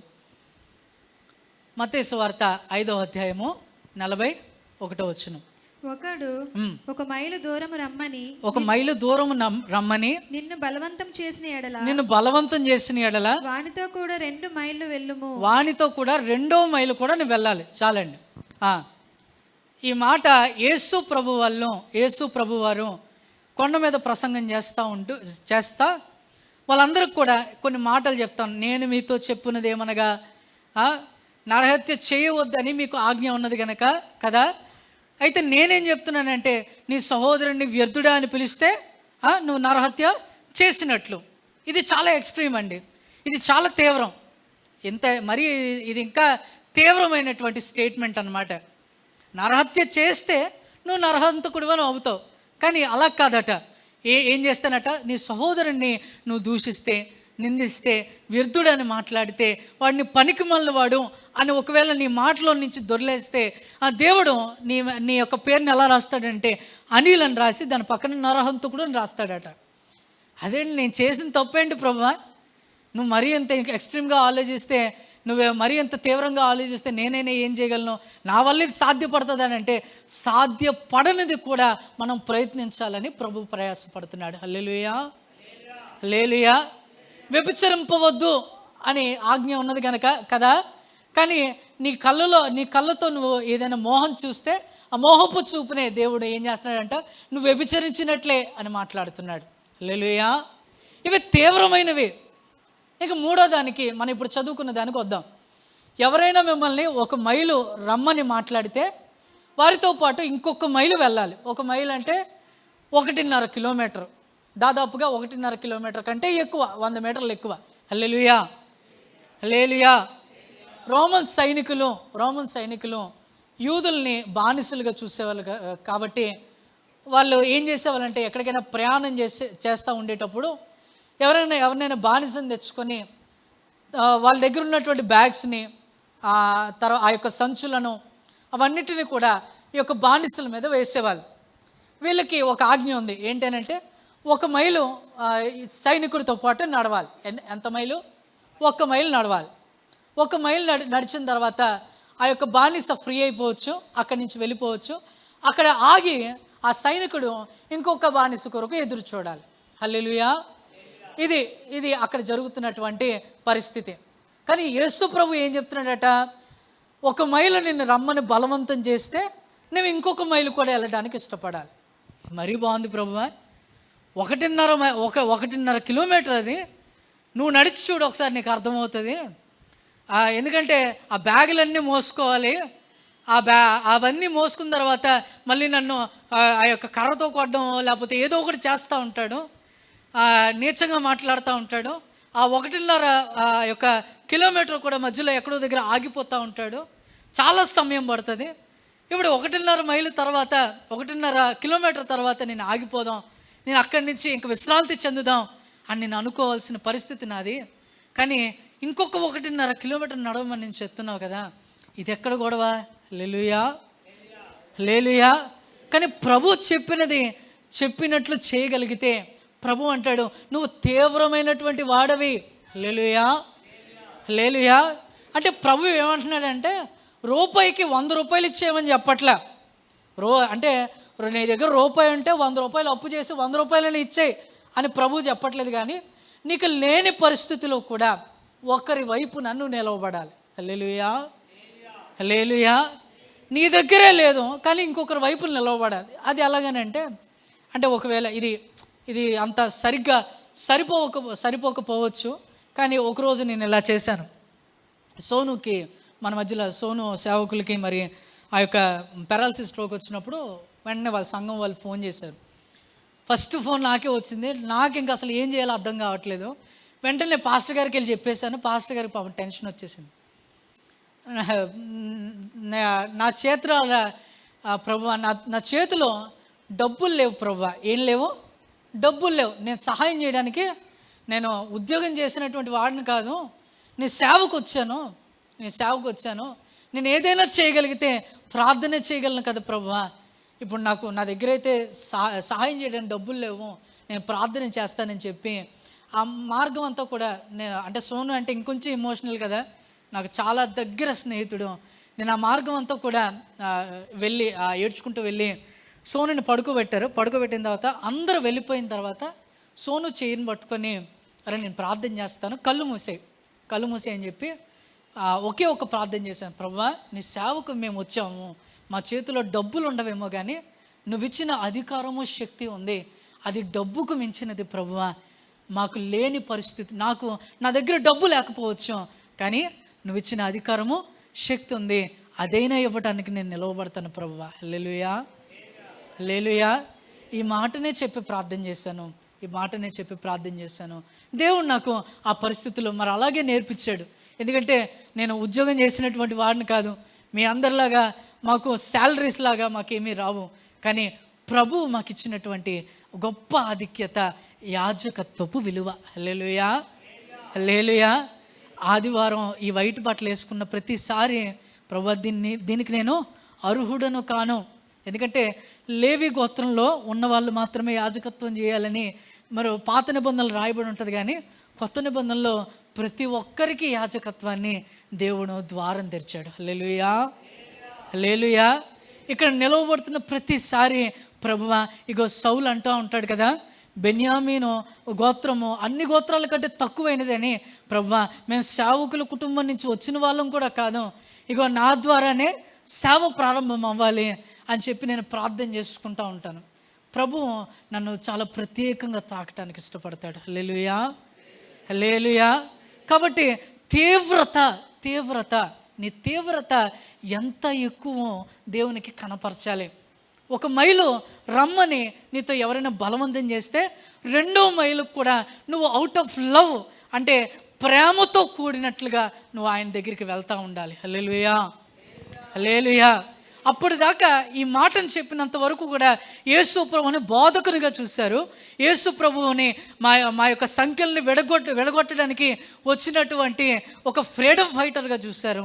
కానీ ఎప్పుడైతే ఈ మాటను చెప్పిన తర్వాత వాళ్ళందరూ ఎలా అనుకున్నారని అంటే, నువ్వేదో మా బానిసత్వాన్ని తెంచుతావు అనుకున్నాము, నువ్వు ఆ సైనికులకి సహకరించమని చెప్తావేంటి, ఆ సైనికులతో ఇంకొక మైలు నడవమంటావేంటి, అది తప్పు అని నువ్వు ఖండించాలి. కానీ అది తప్పు అని నువ్వు వాళ్ళకి చెప్పి నువ్వు విప్లవకారునిగా నిలవబడాలి. కానీ నువ్వు వెళ్ళి ఇంకొక మైలు నడవమంటున్నావు, ఇదెక్కడ తీవ్రమైనది ప్రభువా అని ప్రతి ఒక్కరూ అడగడానికి ఇష్టపడుతున్నారు. హల్లెలూయా, హల్లెలూయా. నీకు లేని పరిస్థితిలో మరొకరు కొరకు నువ్వు నిలవబడగలిగితే నిన్ను దేవుడు తీవ్రమైనటువంటి వానిగా ఎంచుతాడు. హల్లెలూయా, హల్లెలూయా. నీ కుటుంబం సహాయం చేయలేని పరిస్థితి ఏమో, కానీ ఒకరి దగ్గరికి వెళ్ళి ప్రార్థన చేస్తానని మాట నేను చెప్పలేవా? ఒకరి చావు దగ్గరికి వెళ్ళి అక్కడ నిలవబడి ఆ యొక్క కార్యక్రమం అంతటికి కూడా నువ్వు సహాయం చేయడానికి ఇష్టపడలేవా? లేదంటే ఎవరైనా బాధపడుతూ ఉంటుంటే వాళ్ళ పరిస్థితి ఏదైనా కానీ కావచ్చు, కానీ వారి దగ్గరికి వెళ్ళి కొంచెం ఆదరణకరమైనటువంటి మాటలైనా పలకలేమా? ఇదైనా మనం చేయకపోతే దేవుడు మనల్ని తీవ్రమైనటువంటి వారిగా మనల్ని ఎంచాడు. హల్లెలూయా, హల్లెలూయా. నాకు తెలిసినటువంటి ఒక అబ్బాయి ఉన్నాడు. తన పేరు అనిల్. నాతో పాటే మరి సిఓటిఆర్ బైబిల్ కాలేజీలో చదువుకున్నాడు. మేమిద్దరం కలిపి రూమ్మేట్స్గా ఉండేవాళ్ళము. ఒకరోజు అవుటింగ్ వచ్చినప్పుడు 2 రోజులు ఆ అబ్బాయి కాలేజీకి రాలేదు. 3వ రోజు ఆ అబ్బాయి వచ్చాడు. ఎక్కడికి వెళ్ళావు నువ్వు అని అంటే, ఇలా నాకు రాత్రి ఒక దర్శనం వచ్చిందిరా, ఆ దర్శనంలో ఒక ఊరికి దేవుడు వెళ్ళమన్నాడు, విజయవాడ అనే ప్రాంతానికి వెళ్ళమన్నాడు. అక్కడికి వెళ్ళిన తర్వాత అక్కడ ఒక హౌస్ని చూపిస్తూ ఉంటున్నాడు, ఒక ఇంటిని చూపిస్తూ ఉంటున్నాడు, ఒక చెట్టుని చూపిస్తూ ఉంటున్నాడు. మనకు అవుటింగ్ వచ్చింది కదా, అవుటింగ్లో నేను ఏం చేశానంటే నా దగ్గర ఉన్నటువంటి డబ్బులతో నేను ట్రైన్ ఎక్కేసాను రా. అదేట్రా ట్రైన్ ఎక్కడం ఏంట్రా అంటే, లేదు నేను ట్రైన్ ఎక్కేసాను. ట్రైన్ ఎక్కేసిన తర్వాత ట్రైన్ దిగిన తర్వాత దేవుడు నన్ను నడిపిస్తున్నాడు, నా ఆత్మచేత నన్ను నడిపిస్తున్నాడు. అలా వెళ్తూ ఉంటుంటే నాకు దేవుడు ఏ ఇంటినైతే చూపించాడో ఆ ఇంటి దగ్గరికి వెళ్ళాను. కరెక్ట్గా అదే ఇల్లు ఉందట. ఆ పక్కన దేవుడు ఆ దర్శనంలో ఏ చెట్టునైతే చూపించాడో అదే చెట్టు ఉందట. హల్లెలూయా. ఆ ఇంటిలో ఎవరున్నారని చెప్పి లోపలికి వెళ్ళకుండా ఆ కిటికీలో చూస్తూ ఉంటుంటే ఒక ఫ్యామిలీ తీవ్రంగా ప్రార్థన చేస్తుంది, ఏడ్చుకుంటూ ప్రార్థన చేస్తున్నారంట. ప్రార్థన చేస్తుంటే దేవుడు చెప్పలేదు ఇలా ఒక ఫ్యామిలీ ఉంటారనో లేకపోతే వాళ్ళు ప్రార్థన చేసుకుంటారనో ఏమీ చెప్పలేదు. కానీ వెంటనే ఏమనుకున్నాడో ఏమో, మరి నేను ఇలా చేశానురా, నా దగ్గర కొంత డబ్బులు ఉన్నాయి, ఆ డబ్బులతోనే ఒక నెలకు సరిపడేటువంటి ఆ యొక్క సరుకులన్నిటినీ కొనిన తర్వాత కొంత డబ్బులను కూడా పెట్టి ఆ ఇంటి ముందు పెట్టి తలుపు కొట్టాడట. ఏం చేశాడట? తలుపు కొట్టాడట. కొట్టి ఎందుకో తెలియదండి, దేవుడు నాకు ఒక దర్శనాన్ని చూపించాడు, ఒక ఇంటిని చూపించాడు. ఆ ఇంట్లో మీరు ఇలా ప్రార్థన చేసుకుంటున్నారు, మీరు క్రైస్తవులని ఎరిగాను, మీకు ఇది సహాయపడుతుందని, మరి దేవుడు కూడా నాకు ఇలా చెప్పలేదు, కానీ మీకు ఇది సహాయపడుతుందని నేను అనుకున్నాను, తెచ్చాను. ఇక మీకు నాకు సంబంధం లేదు, నా కొరకు మీరు ఇక ఏం చేయొద్దు, నేను వెళ్ళిపోతాను అనుకుని వెళ్ళిపోతున్నాడట. వాళ్ళేమో అతన్ని పిలిచారట, బాబు ఇలా రా అని చెప్పి. మేము సేవ చేయడానికి వచ్చాం. ఏం చేయడానికి వచ్చాము? సేవ చేయడానికి వచ్చాం. ఇక్కడ మాకు ఎవరు తెలీదు, ఒక నెల రోజుల నుంచి మాకు తినడానికి కూడా ఏమీ లేదు. అయినా కూడా దేవుడు మనల్ని ప్రార్థించమని చెప్తున్నాడు. ఏం చేయమంటున్నాడు? ప్రార్థించమని చెప్తున్నాడు. ప్రార్థిస్తే ఒక అబ్బాయి వస్తాడు, ఆ అబ్బాయి మీకు ఒక బస్తాడు రైస్ ప్యాకెట్ తెస్తాడు, కూరగాయలు తెస్తాడు, ఏవేవి తెస్తాడని చెప్పాడో అవన్నీ నువ్వే తెచ్చావు బాబు అని చెప్తే ఆ కళ్ళలో నీళ్లు కారుతూ ఉండి, ఇక నేను వెళ్ళొస్తానండి అని చెప్పేసి వెళ్ళిపోయాడు. వాళ్ళతో ఇంకేం మాట్లాడలేదు. ఇక దేవునితో చాలా ఆనందంగా ఆ అబ్బాయి మరలా ట్రైన్ ఎక్కుదాం అనుకున్నాడు. కానీ జోబిలో రూపాయి లేదు. ఏం లేదు? జోబిలో రూపాయి లేదు. ఉన్నదంతా ఖర్చు పెట్టేశాడు. ఏం చేశాడు? ఉన్నదంతా ఖర్చు పెట్టేశాడు. ఇప్పుడు నేను తిరిగి వెళ్ళాలి అని అనుకుంటుంటే ఈలోగా సడన్గా కారులో నుంచి ఒక అతను దిగి నా చేతిలో 5,000 రూపాయలు పెట్టి నీకు దేవుడు ఇమ్మన్నాడు అని చెప్పి వెళ్ళిపోయాడు. ఏం చేయమన్నాడు? దేవుడు ఇమ్మన్నాడని చెప్పి వెళ్ళిపోయాడట. హల్లెలూయా. ఇది కథ కాదండి, నేనేదో కూర్చుకొని వచ్చినటువంటి కథ కాదు. నా స్నేహితుడు, నాతో పాటు నా యొక్క రూమ్లో ఉంటున్నటువంటి ఒక అబ్బాయి చెప్పినటువంటి సాక్ష్యం. ఇప్పుడు దాకా అబ్బాయితో నాకు కాంటాక్ట్ కూడా లేదు, ఎక్కడ ఉన్నాడో కూడా తెలియదు. హల్లెలూయా. కానీ చెప్పినటువంటి ఆ ఒక్క కథ నన్ను బాగా కదిలించింది, ఇప్పటిదాకా గుర్తుపెట్టుకున్నాను. నిజంగా చూడండి, తన దగ్గర ఉన్నటువంటి ప్రతి రూపాయిని కూడా దేవుని కొరకు ఖర్చు పెట్టాడు. దేవుని కొరకు కాదు, ఎవరో తెలియనటువంటి వాళ్ళ కొరకు ఖర్చు పెట్టేశాడు. హల్లెలూయా, హల్లెలూయా. ఆయన ఖర్చు పెడతాడని ఒకవేళ ఖర్చు పెట్టకుండా వాళ్ళని చూసి వెళ్ళిపోయి ఉంటే ఆ సహాయాన్ని, 5,000 రూపాయల సహాయాన్ని దేవుడు ఆపేసేవాడు. హల్లెలూయా, హల్లెలూయా. సో అంటే ఇక్కడ మనం అర్థం చేసుకోవాల్సింది ఏంటంటే, తీవ్రత కలిగినటువంటి సహాయానికి కనుక నువ్వు పూనుకొనగలిగితే దేవుడు నువ్వు ఊహించని ఆశ్చర్యమైనటువంటి సహాయాల చేత నీ యొక్క పర్సులను నింపుతాడు, నీ యొక్క కొట్లను నింపుతాడు, నీ యొక్క బీరువాలను నింపుతాడు. లేదా అది డబ్బే కాకపోవచ్చు, కానీ నీ యొక్క ఆ యొక్క ఏమంటారు సమృద్ధి చేత దేవుడు నింపుతూ ఉంటాడు. హల్లెలూయా. నీ కొదువులన్నిటినీ తీర్చడానికి ఇష్టపడతాడు. కాకపోతే దేవునికి నువ్వు తీవ్రమైనటువంటి సహాయాన్ని చేసావో లేదో ఒకసారి దేవుడు గమనించినప్పుడు ఆ యొక్క త్రాసులో నువ్వు నిలవబడాలి. హల్లెలూయా, హల్లెలూయా. చివరిగా తీవ్రత కలిగిన ప్రేమను చూపుటకు సిద్ధపడాలి. ఏం చేయాలట? తీవ్రత కలిగిన ప్రేమను చూపటానికి సిద్ధపడాలి. నెహెమ్యా అనేటువంటి ఒక ఆయన ఉన్నాడు. ఆయన బైబిల్లో తాను ఎప్పుడూ చూడనటువంటి ఒక జనాంగం కోసం బట్టలను చింపుకొని ఉపవాసం చేసి వారి కొరకు ప్రలాపిస్తూ ఏడుస్తున్నాడు. హల్లెలూయా, హల్లెలూయా. ఆ జనాలను ఎప్పుడూ చూడలేదు. వారు చెరపడ్డబడ్డారు, దేవుని ప్రజలు అక్కడ బాధింపబడుతున్నారు, వేరే దేశం వాళ్ళు వచ్చి దేవుని ప్రజలను చిత్రహింసలు పెడతా ఉంటున్నారంటే నెహెమ్యా అనేటువంటి ఒక ఆయన తన బట్టలను చింపుకొని బూడిద పోసుకొని ఉపవాసం చేస్తూ వారి కొరకు వారి స్థానంలో ప్రార్థించడానికి ఇష్టపడుతున్నాడట. హల్లెలూయా, హల్లెలూయా. ఎప్పుడైనా మనం వేరే వాళ్ళ వ్యక్తుల కొరకు మనం ప్రార్థించడానికి, విజ్ఞాపన చేయడానికి, తెలియని ప్రాంతముల కొరకు మనం ప్రార్థించడానికి ఇష్టపడుతున్నామా? చాలామంది మిషనరీలు చనిపోతున్నారండి. నాకు రోజుకు ఒక మిషనరీస్ యొక్క చనిపోయేటువంటి వార్తలని ఒక గ్రూప్ ఉంటుంది. ఆ గ్రూప్లో వారు కొట్టబడ్డారని, వారిని జైల్లో పెట్టారని, వారి రక్తపు మడుగుల చేత వారు అక్కడ హాస్పిటల్లో ఉన్నారని మనకి ఆ యొక్క వాట్సాప్లో అవన్నీ చూపిస్తూ ఉంటారు. హల్లెలూయా. వారి కొరకు ఎప్పుడైనా మనం ప్రార్థన చేస్తామా? తెలియని వ్యక్తుల కొరకు మనం ప్రార్థన చేయగలిగితే ఆ తీవ్రత కలిగినటువంటి ప్రేమను చూపడానికి మనం ఇష్టపడినటువంటి వారమైనటువంటి లెక్క. హల్లెలూయా, హల్లెలూయా. ఇంకా చాలాసేపు అయిపోయింది కనుక త్వరగా చెప్పడానికి ఇష్టపడుతున్నాను. మన నెహెమ్యా తెలియని ప్రజల కొరకు ఆయన ఏం చేశాడట? ప్రార్థన చేస్తున్నాడు, ఉపవాసం చేస్తున్నాడు, విజ్ఞాపన చేస్తున్నాడు. ఆయన రాజు దగ్గర గిన్నె అందించేవాడే ఉన్నాడట. హల్లెలూయా, హల్లెలూయా. ప్రభువా, ఒక్క మారు వారిని కనికరించవచ్చు కదా, మా ప్రజలు మమ్మును అని చెప్పి తనని కూడా కలుపుకుంటున్నాడు. హల్లెలూయా. తాను మాత్రం ఆ బానిసత్వంలో ఉండలేదు, ఆ చిత్రహింసల్ని ఆయన భరించట్లేదు, రాజుగారి ఆస్థానంలో ఉంటున్నాడు, తనకు కొదువేమీ లేదు. కానీ మరొకరి శ్రమ నా శ్రమ అని భావిస్తూ ఆ శ్రమ అంతటిని కూడా నాదిగా భావించుకుంటూ ఆయన ప్రలాపిస్తున్నాడు, ఏడుస్తున్నాడు, ఉపవాసం చేస్తున్నాడు, తెలియని వారి కొరకు ప్రార్థన చేస్తున్నాడు. హల్లెలూయా, హల్లెలూయా.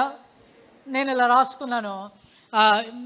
ఇంకా బైబిల్లో పెద్ద ఎక్స్ట్రీమిస్ట్ ఎవరనంటే, పెద్ద తీవ్రమైనటువంటి వ్యక్తి ఎవరనంటే యేసు ప్రభు మాత్రమే. ఎవరండి? యేసు ప్రభు మాత్రమే. యేసు ప్రభు కాలంలో ఇలా ఒక కథ జరిగింది, అంటే అది నిజంగానే జరిగింది. యేసు ప్రభుని సిలువ వేయడానికి పిలాతు దగ్గరికి తీసుకొని వెళ్ళారు. పిలాతు దగ్గరికి తీసుకొని వెళ్ళిన తర్వాత వాళ్ళందరూ కూడా ఏం చేస్తున్నారని అంటే, మాకు యేసు ప్రభు వద్దు, యేసు ప్రభుని మీరు సిలువ వేయండి, బరబ్బాని వదిలేయండి. ఎవరిని? బరబ్బాని వదిలేయండి.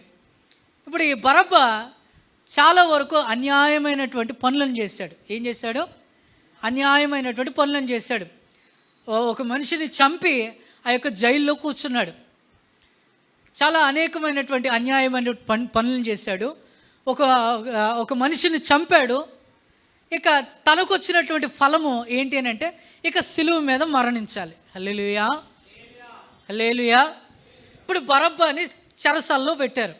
బరబ్బాతో పాటు ఆ ఎడం వైపు దొంగని, కుడివైపు దొంగని కూడా వేరే వేరే చెరసాల్లో పెట్టారు.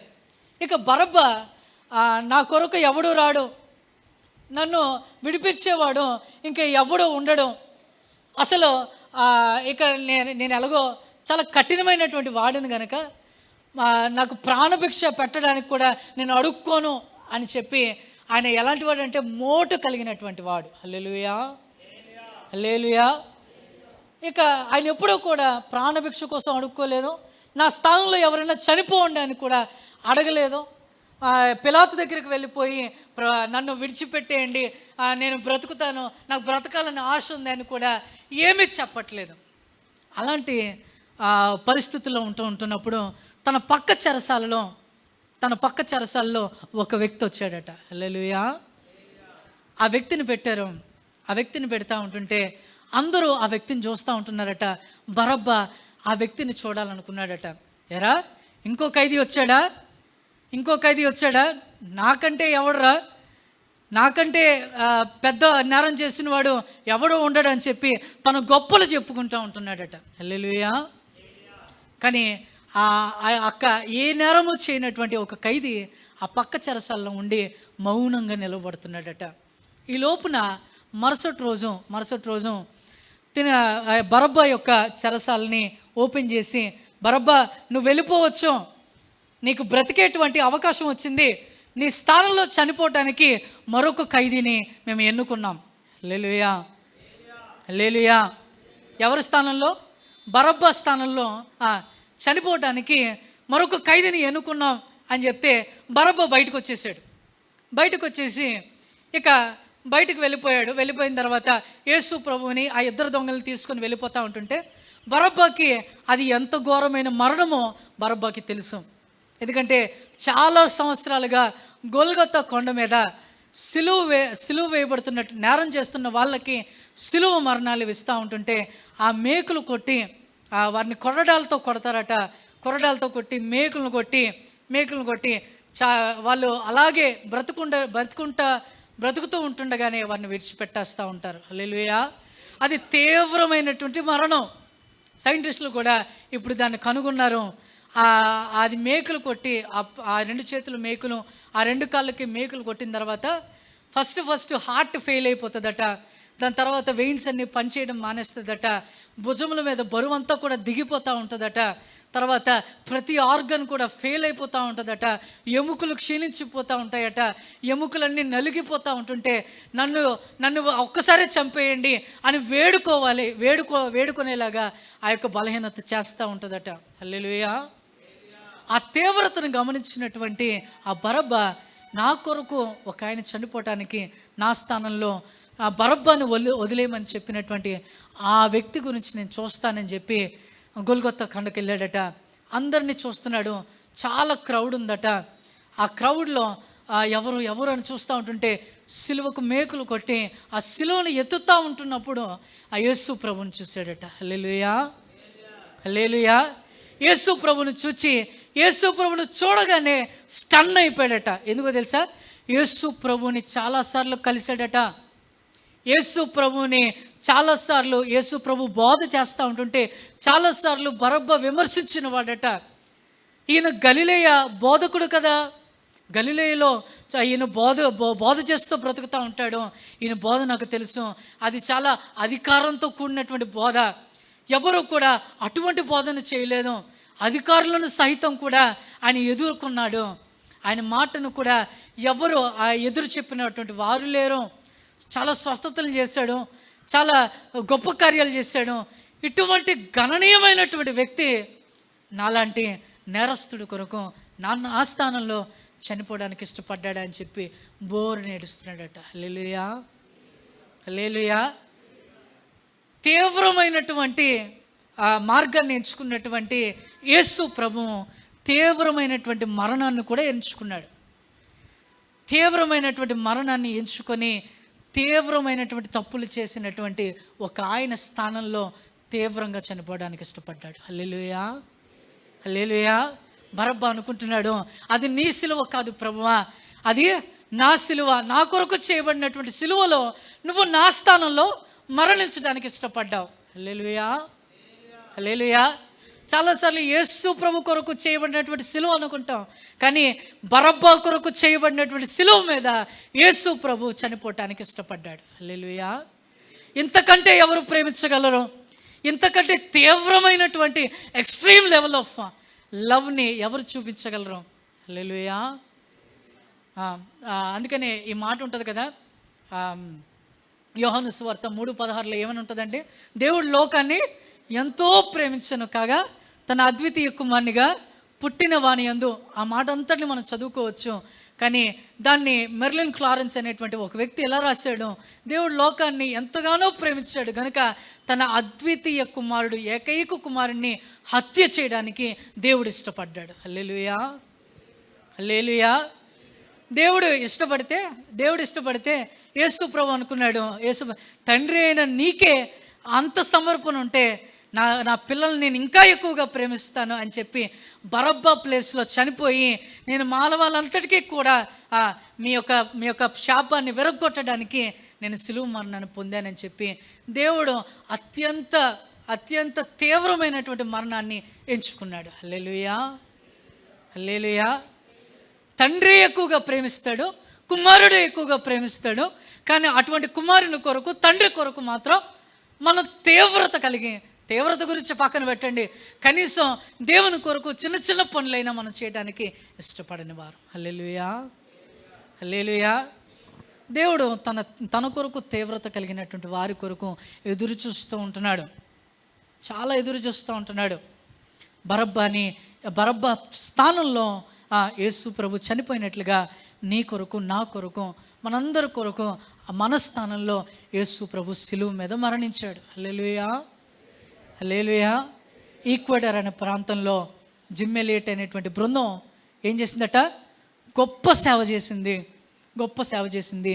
ఆ ఆది మానవుల్ని కొంతకాలం నమ్మిన తర్వాత, కొంతకాలం అయిన తర్వాత ఒక పరిస్థితి అర్థమైపోయింది, వీళ్ళందరూ కూడా మనల్ని చంపడానికి వస్తూ ఉంటున్నారని అనుకున్నప్పుడు జిమ్ ఎలియట్లు వాళ్ళ బృందం అంతా కూడా ఏమనుకున్నారంటే, మన దగ్గర ఆ యొక్క గన్స్ని, ఆ యొక్క తుపాకులను తెచ్చుకున్నాము, మన ఆత్మరక్షణ కొరకు ఏదైనా ఖడ్గమృగము మన ఈ యొక్క ద్వీపంలో మనల్ని ఎదిరిస్తే దాన్ని చంపడానికి తెచ్చుకున్నాం, కానీ ఇప్పుడు వాళ్ళు మనం సేవ చేసిన వీళ్ళే మనల్ని చంపడానికి వస్తున్నారు, కానీ యేసు ప్రభు పేరు తెలియని వీళ్ళని చంపడానికి మనం పూనుకోవద్దని చెప్పి ఆ గన్స్ని విడిచిపెట్టి స్వచ్ఛందంగా చనిపోవటానికి ఇష్టపడ్డారట. హల్లెలూయా, హల్లెలూయా.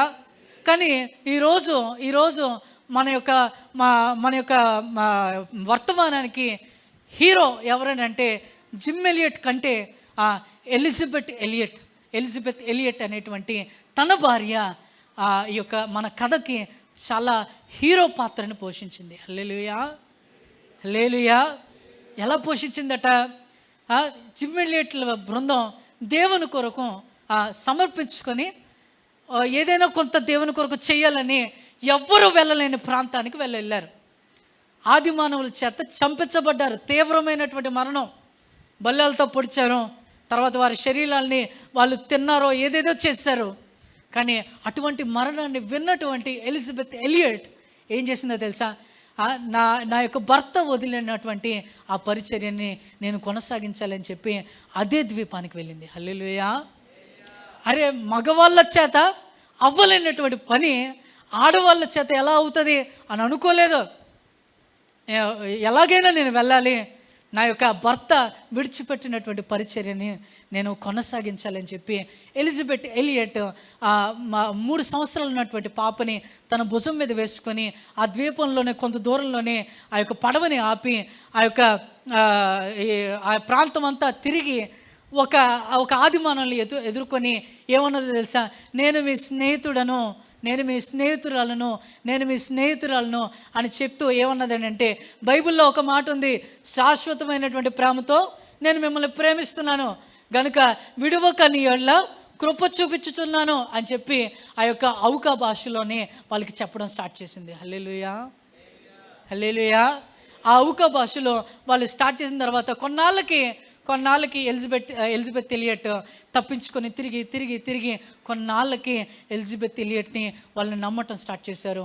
నమ్మటం స్టార్ట్ చేసిన తర్వాత వాళ్ళు ఎవరమ్మా నువ్వు, ఎవరు ఏంటి అని వాళ్ళ భాషలో అడుగుతూ ఉంటున్నప్పుడు, ఇదిగో మీరు చంపారు కదా నా భర్త జిమ్ ఎలియట్,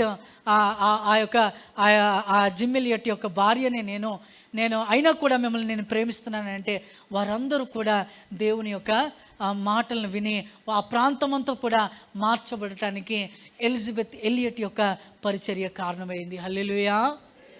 జిమ్ ఎలియట్ త్యాగం చేసుకున్నాడేమో కానీ ఆ త్యాగాన్ని కొనసాగించి తీవ్రమైనటువంటి త్యాగంలోనికి వెళ్ళింది ఎలిజబెత్ ఎలియట్. హల్లెలూయా, హల్లెలూయా. కాబట్టి అంటే చూడండి, దేవుడు ఒకవేళ తన భర్తను కోల్పోయినా కూడా ఈమె ఆ పరిచర్యను కొనసాగిస్తుందా అనేటువంటి తీవ్రతను దేవుడు చూడాలనుకున్నాడేమో మరి. హల్లెలూయా, హల్లెలూయా. ఎప్పుడైతే ఆ వాగ్దానాన్ని చేసిందో, ఎప్పుడైతే తీర్మానించుకున్నదో, దేవుడు ఔకా ప్రజల యొక్క మనస్సును తిప్పటం దేవుడే స్టార్ట్ చేశాడు. హల్లెలూయా, హల్లెలూయా. ఒకవేళ దేవుడు ఏదైనా చేయగలిగితే మరి ఎందుకండి ముందే చేసేయచ్చు కదా అని అంటే, మరి అలాగైతే దేవుని యొక్క గొప్ప ప్రణాళిక యొక్క దాని యొక్క తీవ్రత మనకు అర్థం కాదు. దేవుని చాలా సులువుగా తీసేసుకుంటాం. ఏముందిలే దేవుడు చేసేస్తాడు, ఏముందిలే దేవునికి ప్రార్థన చేస్తే మనకి సహాయం దొరికేస్తుంది. హల్లెలూయా, హల్లెలూయా. మొదట దేవుడు మనం దేవుని దగ్గరికి రావడానికి ఏదో ఒక మార్గంగా మనకు ఒక అద్భుత కార్యం చేస్తాడు. రెండోసారి ఆ అద్భుత కార్యం జరగదు. ఎందుకో తెలుసా? నువ్వు దేవుణ్ణి నమ్మిన తర్వాత నా కొరకు ఎంత కష్టంగా నిలబడుతున్నాడో, ఎంత తీవ్రతని అనుభవించడానికైనా ఎక్స్ట్రీమ్ లెవెల్ ఆఫ్ తీవ్రతని చూసుకుంటాడో లేదో అని దేవుడు కొలవటానికి ఇష్టపడుతున్నాడు. హల్లెలూయా. తన భర్తను కోల్పోయినటువంటి ఎలిజబెత్ ఎలియట్ని దేవుడు పరిచర్యను కొనసాగించడానికి దేవుడు మార్గాలను తెరిచాడు. హల్లెలూయా, హల్లెలూయా. ఈరోజు ఆత్మయందలి తీవ్రత కలిగి ప్రభువుని సేవించటం అని అంటే, ఒకవేళ ప్రభువుని సేవించగలిగితే ఆ తీవ్రతతోనే సేవించాలి. హల్లెలూయా. ప్రభువు పని సులువైనది కాదు. హాస్పిటల్ పరిచర్యకి వెళ్ళి మనం చెప్తున్నటువంటి ఒక మాట చాలా కష్టమైనదో సులువైనదో, కానీ అది అంత సులువుగా అది నెరవేరదు. కాబట్టి మనం వారి పేర్లను పెట్టి మనం ప్రార్థన చేస్తూ ఉంటున్నప్పటికీ, తర్వాత వారి రక్షణ కొరకు మనం సంవత్సరాల తరబడి ప్రార్థన చేస్తే దేవుడు ఏదో రోజున వారిని తిప్పడానికి ఇష్టపడతాడు. హల్లెలూయా, హల్లెలూయా. ఆత్మయందలి తీవ్రత కలగాలి. యోబు పలికినటువంటి మాట, యెహోవా ఇచ్చెను, యెహోవా తీసుకొని పోయాను. ఈరోజు నాకు జీతంగా ఉంది, రేపొద్దున్న జీతంగా ఉండదు. ఈరోజు నాకు అప్పులు ఉన్నాయి, రేపొద్దున అప్పులు ఉండవు. కానీ ఏదైనప్పటికీ కూడా నేను దేవుణ్ణి సేవిస్తాను. హల్లెలూయా. ప్రత్యేకమైనటువంటి పద్ధతులు నేను పెట్టుకుంటాను. మూడవదిగా తీవ్రత కలిగినటువంటి సహాయాన్ని నేను చేయడానికి ఇష్టపడతాను. నాలుగోదిగా తీవ్రమైనటువంటి ప్రేమను కూడా నేను చూపించడానికి అటువంటి బరబ్బానే కఠోరమైనటువంటి కఠినమైనటువంటి బరబ్బా స్థానంలో యేసు ప్రభువే చనిపోవడానికి ఇష్టపడితే, నా మీద వేసినటువంటి నింద ఏమాత్రం, నా మీద ఎవరైనా కోపాన్ని చూపిస్తే అది ఏమాత్రం, నన్ను ఎవరైనా దూషిస్తూ ఉంటుంటే అది ఏమాత్రం, నన్ను ఎవరైనా తక్కువ చేస్తూ మాట్లాడుతూ ఉంటుంటే అది ఏమాత్రం దేవుడిని ఉమ్ము వేస్తారు, ఆయన కొరడాలతో కొట్టారు, ఆయన నా కొరకు సమస్తమైనటువంటి అవమానాన్ని భరించాడు. కాబట్టి ఆయనతో పోల్చుకుంటే ఆయన నా స్థానంలో ఆయన సిలువ వేయబడ్డాడు కనుక ఆయన కొరకు నేను ఏదైనా చేయడానికి ఇష్టపడతానని మనం సిద్ధపడగలిగితే ప్రభు మనల్ని తీవ్రమైనటువంటి జాబితాల పేర్లలో మన పేర్లను రాస్తాడు. అటువంటి కృప పరిశుద్ధాత్మ దేవుడు మనకు అనుగ్రహించునుగాక. రండి మోకరిద్దాం, మనం ప్రార్థన చేద్దాం.